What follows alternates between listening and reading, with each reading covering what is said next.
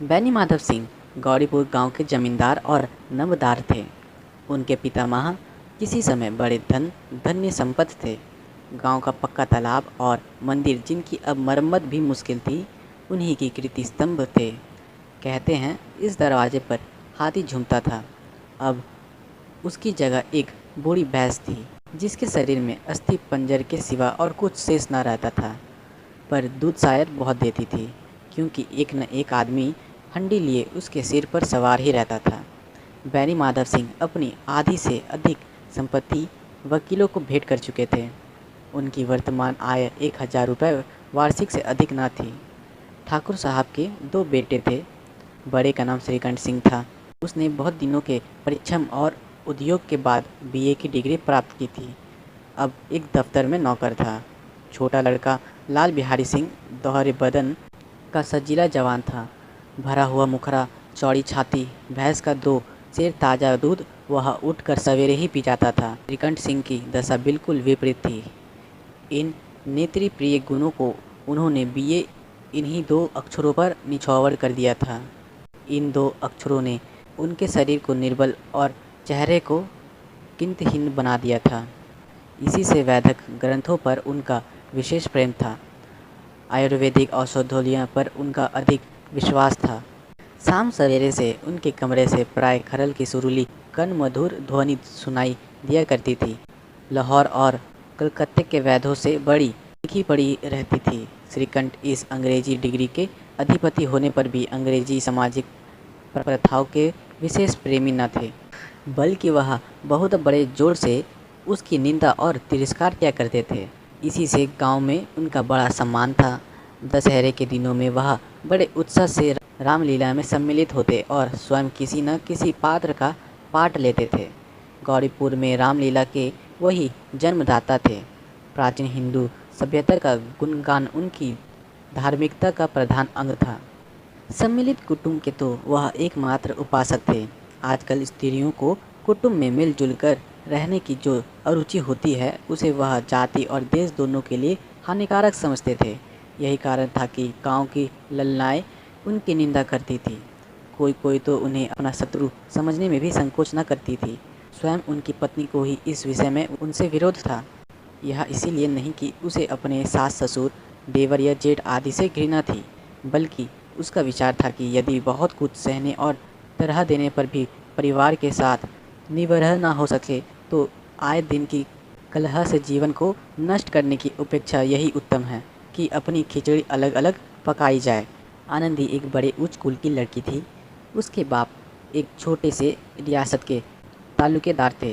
विशाल भवन, 1 हाथी, 3 कुत्ते, बाज, बहरी सिकरे, झाड़ फानूस, अनरेली मजिस्ट्रेट और ऋण, जो एक प्रतिष्ठित तालुकेदार के भोग्य प्रदान हैं, सभी यहाँ विद्यमान थे।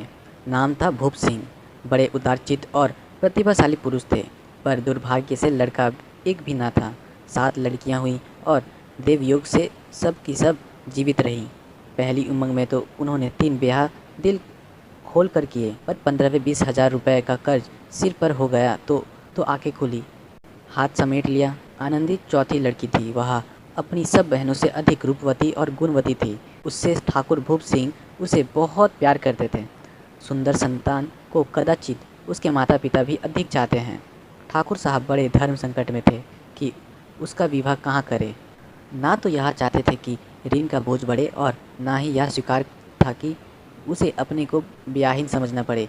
एक दिन श्रीकंठ उनके पास किसी चंदे का रुपए मांगने आया। शायद नागरी प्रचार का चंदा था। भूप सिंह उनके स्वभाव पर रिझ गए और धूमधाम से श्रीकंठ सिंह का आनंदी के साथ ब्याह कर दिया। आनंदी अपने नए घर में आई तो यहाँ का रंग ढंग कुछ और ही देखा। जिस टिम टाम की उसे बचपन से ही आदत पड़ी हुई थी, वह यहाँ नामात्र को भी ना थी। हाथी घोड़ों का तो कहना ही क्या, कोई सजी हुई सुंदर बहली तक ना थी। रेशमी स्लीपर साथ लाई थी, पर यहाँ बाग कहाँ। मकान में खिड़कियाँ तक नहीं थी, ना ज़मीन पर फर्श, ना दीवार पर तस्वीर। यह एक सीधा साधा देहाती गृहस्थ का मकान था। किंतु आनंदी ने थोड़े ही दिनों में अपने को इस नई अवस्था के ऐसे अनुकूल बना लिया, मानो उसे विलास के समान कभी देखा ही ना गया हो। एक दिन दोपहर के समय लाल बिहारी सिंह 2 चिड़िया लिए हुए आया और भावच से बोला, जल्दी से पका दो, मुझे भूख लगी है। आनंदी भोजन बनाकर उसकी राह देख रही थी। अब वह नया व्यंजन बनाने बैठी। हाड़ी में देखा तो घी पाव भर से अधिक न था। बड़े घर की बेटी किफ़ायत क्या जाने, उसने सब घी मांस में डाल दिया। लाल बिहारी खाने बैठा तो दाल में घी न देखा। बोला, दाल में घी क्यों नहीं है? आनंदी ने कहा, घी सब मांस में पड़ गया। लाल बिहारी जोर से बोला, अभी परसों घी आया है, इतना जल्द उठ गया? आनंदी ने उत्तर दिया, आज तो कुल पाव भर रखा होगा, बस सब मैंने मांस में डाल दिया। जिस तरह सूखी लकड़ी जल्दी से जल उठती है, उसी तरह छूत से बावला मनुष्य जरा जरा सी बात पर तिनक जाता है। लाल बिहारी को भावच की यह डिठाई बहुत बुरी मालूम हुई। तिनक कर बोला, कि मैं तो चाहे घी की नदी बहती हो। स्त्रियां गालियां सह लेती हैं, मार भी सह लेती हैं, पर मैके की निंदा उससे नहीं सह जाती। आनंदी मुंह फेरकर बोली, हाथी मरा भी तो 9 लाख का, वह इतना घी नित्य नई कहार खा जाते हैं। लाल बिहारी जल गया, थाली उठाकर पलट दी और बोला, जी चाहता है जेब पकड़कर खींच लूं। आनंदी को भी क्रोध आ गया, मुंह लाल हो गया। बोली, वह होते तो आज इसका मजा चखाते। अब अपार उजड़ ठाकुर से रहा नहीं गया। उसकी स्त्री एक साधारण जमींदार की बेटी थी। जब जी चाहता उस पर हाथ साफ कर लिया करता था। खराव उठाकर आनंदी की ओर जोर से फेंकी और बोला, जिसके गुमान पर भूली हुई हो उसे भी देखूंगा और तुम्हें भी। आनंदी ने हाथ से खराव रोकी, सिर बच गया, पर उंगली में बड़ी चोट लगी। क्रोध के मारे हवा से हिलाते पत्ते की भांति कांपती हुई अपने कमरे में आकर खड़ी हो गई। स्त्री का बाल और साहस, मान और मर्यादा पति तक है। उसे अपने पति के ही बल और पुरुषत्व का घमंड होता है।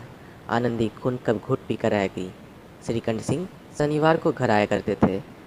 बृहस्पति को यह घटना हुई थी।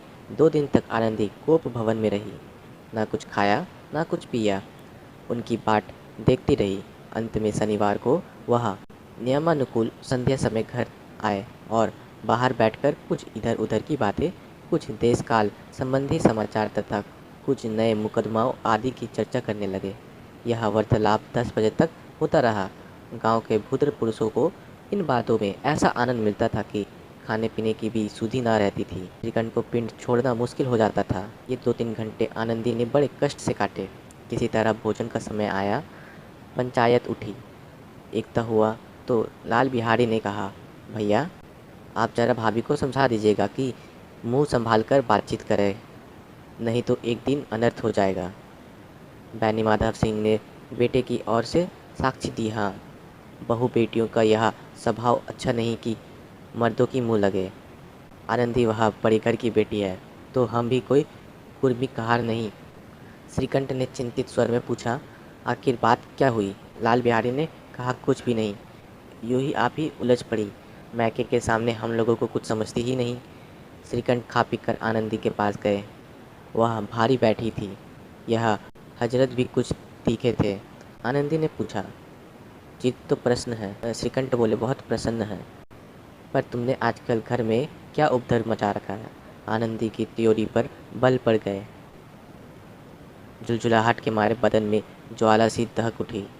बोली, जिसने तुमसे यह आग लगाई है उसे पाऊँ तो मुंह झुलस दूँ? श्रीकंठ, इतनी गर्म क्यों होती हो? बात तो कहो। आनंदी, क्या कहूँ, यह मेरे भाग्य का फेर है, नहीं तो गंवार छोकरा जिसको चपरासगिरी करने का भी सराव नहीं, मुझे खराव से मार कर यूँ न अकड़ता। श्रीकंठ, सब हाल साफ साफ कहो तो मालूम हो, मुझे तो कुछ पता नहीं। आनंदी, परसों तुम्हारे लड़ले भाई ने मुझसे मांस पकाने को कहा। घी हाड़ी में पाँव भरे से अधिक ना था, वह सब मैंने मांस में डाल दिया। सब खाने बैठे तो कहने लगा, दाल में घी क्यों नहीं है? बस इस पर मेरे मायके को बुरा भला कहने लगा। मुझसे ना रहा गया।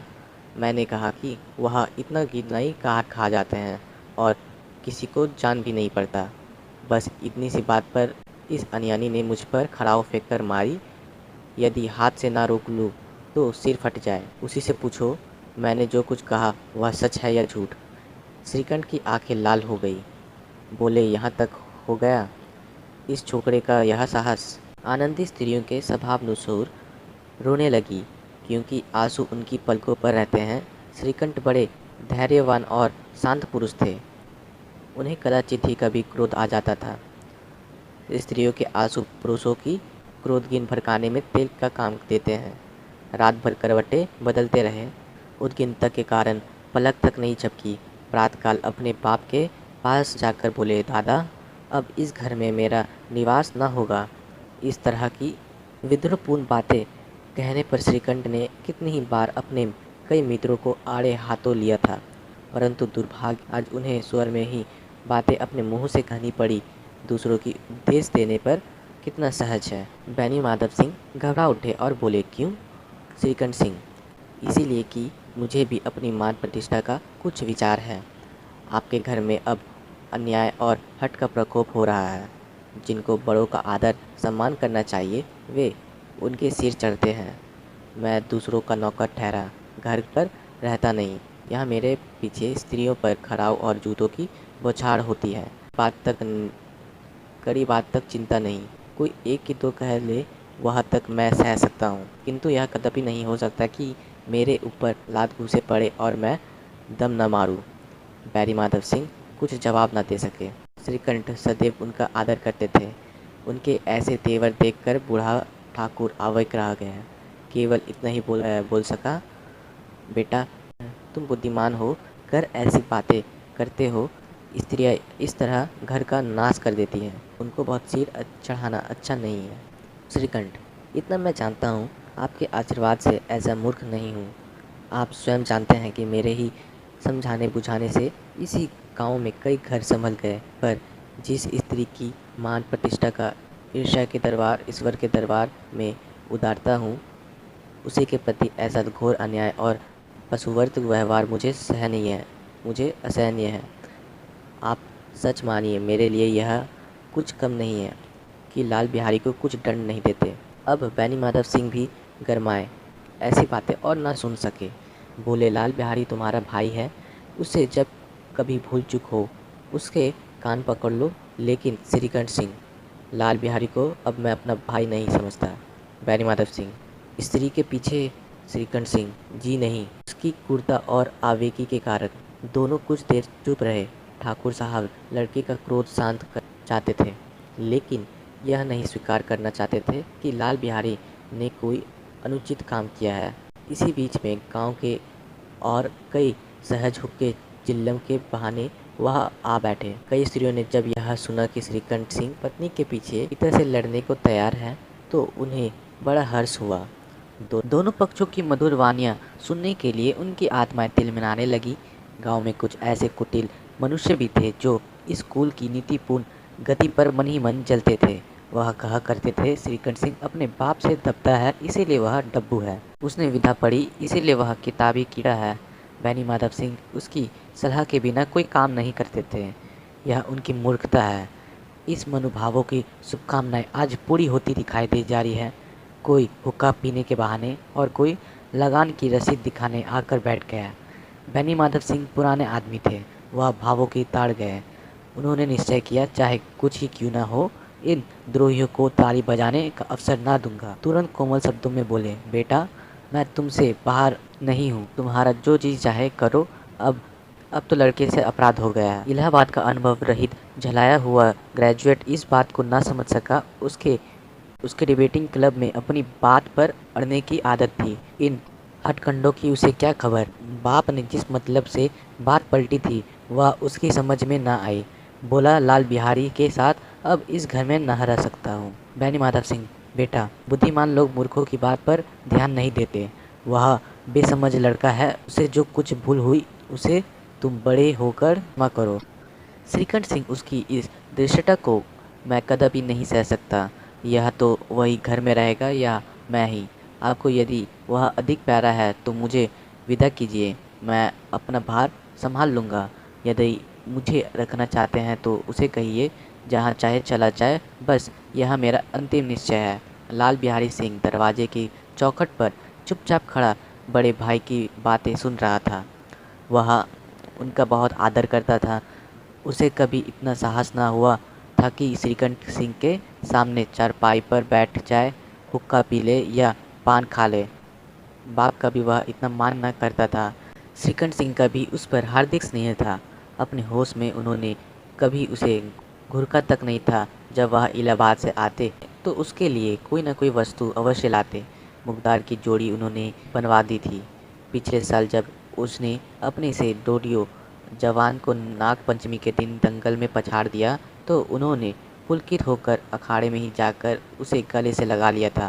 5 रुपए के पैसे लुटाए थे। ऐसे भाई को मुंह से आज ऐसी हृदय विदाकर बातें सुनकर लाल बिहारी को भी बड़ी गलीन हुई। वह फुट फुट कर रोने लगा।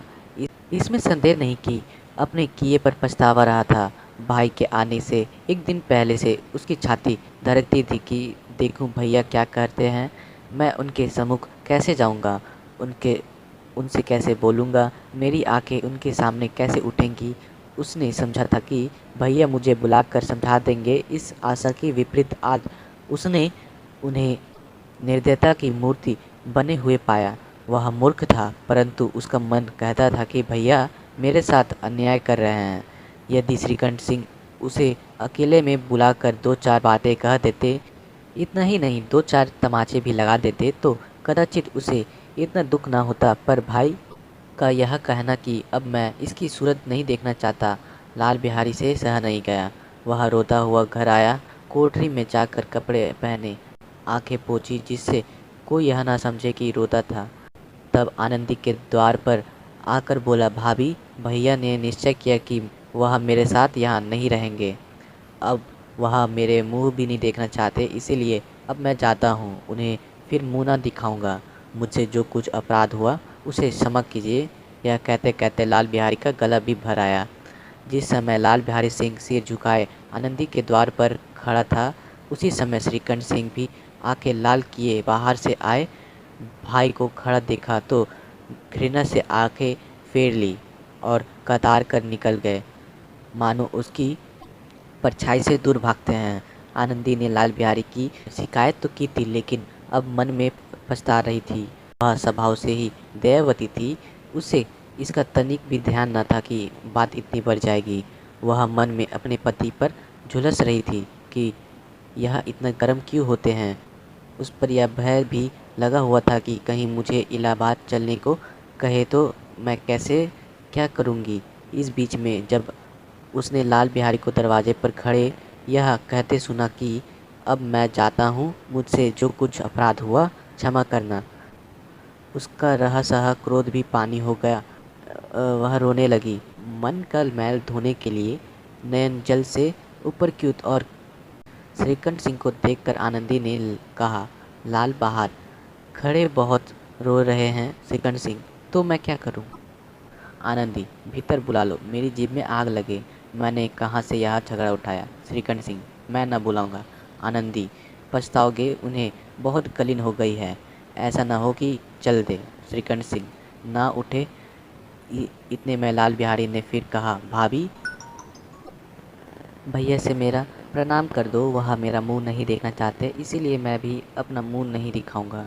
लाल बिहारी इतना कहकर लौट पड़ा और शीघ्रता से दरवाजे की ओर बढ़ा। अंत में आनंदी कमरे से निकली और उसका हाथ पकड़ लिया। लाल बिहारी ने पीछे फिर कर देखा और आंखों में आंसू भरे बोले, मुझे जाने दो। आनंदी, कहाँ जाते हो। लाल बिहारी, जहाँ कोई मेरा मुंह ना देखे। आनंदी, मैं ना जाने दूंगी। लाल बिहारी, मैं तुम लोगों के साथ रहने योग्य नहीं। आनंदी, मेरी सौगंध, अब एक पग भी आगे ना बढ़ाना। लाल बिहारी, जब तक मुझे यह मालूम हो जाए कि भैया का मन मेरे तरफ से साफ हो गया, तब तक मैं इस घर में कदापि ना रहूँगा। आनंदी, मैं ईश्वर की साक्षी देकर कहती हूँ कि तुम्हारी ओर से मेरे मन में तनकी भी मैल नहीं है। अब श्रीकंठ सिंह का हृदय भी पिघला। उन्होंने बाहर आकर लाल बिहारी को गले लगाया। दोनों भाई खूब फुट फुट कर रोए। लाल बिहारी ने सिकसिकाते हुए कहा, भैया, अब कभी मत कहना कि तुम्हारा मुंह ना देखूंगा। इसके सिवा आप जो दंड दे मैं हर स्वीकार करूंगा। श्रीकंठ सिंह ने कांपते स्वर में कहा, लालू, इस बातों को बिल्कुल भूल जाओ। ईश्वर चाहेगा तो फिर ऐसा अवसर ना आएगा। बैनी माधव सिंह बाहर से आ रहे थे। दोनों भाइयों को गले मिलते देखकर आनंद से पुलकित हो गए। बोले, उठे बड़े घर की बेटियां ऐसी ही होती हैं, बिगाड़ता हुआ काम बना लेती हैं। गांव में जिन्होंने यह वंतंत सुना था, उसी ने इन शब्दों में आनंदी की आदरता को सहराया। बड़े घर की बेटी ही ऐसी होती हैं। अगर गाइस आपको ये वीडियो अच्छा लगा हो तो इसे लाइक, शेयर और सब्सक्राइब कर दीजिएगा। So thank you.